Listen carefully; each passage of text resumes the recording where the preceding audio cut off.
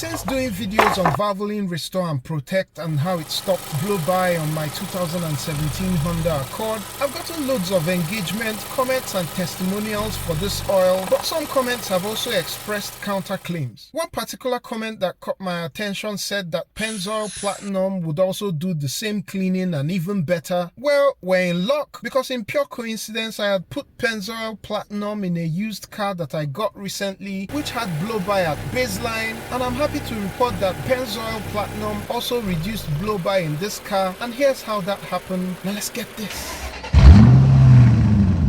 Just like I said in the Valvoline Restore and Protect video, I bought Pennzoil Platinum with my money, and there's absolutely no sponsorship here. The car is a 2013 Toyota RAV4 which I got used just a few months back. I could tell that the previous owner used synthetic oil in this car because the oil filler hole looked clean with no varnish stains, which you would typically see if conventional or synthetic blend is used. Also, you can see that the oil filler cap is free from sludge, and from the service history, most of the oil changes were done at Toyota dealerships. If you watched the Valvoline Restore and Protect video, you would have already seen the level of blow-by on this engine at baseline, as I used part of that footage for the video. And so I went ahead to do that first oil change, draining the old oil, changed the filter, and even though this causes a lot of controversy, I made sure I pre-filled the oil filter properly, and then went ahead to add Pennzoil Platinum high mileage 0W20 oil. Pennzoil Platinum blends have their base oil made out of natural gas, which is said to give it special properties, with the Ultra being the flagship product. In fact, I bought these jugs of Pennzoil Platinum for the Honda before I had the opportunity to try out Valvoline Restore and Protect. Fast forward 750 miles after that oil change,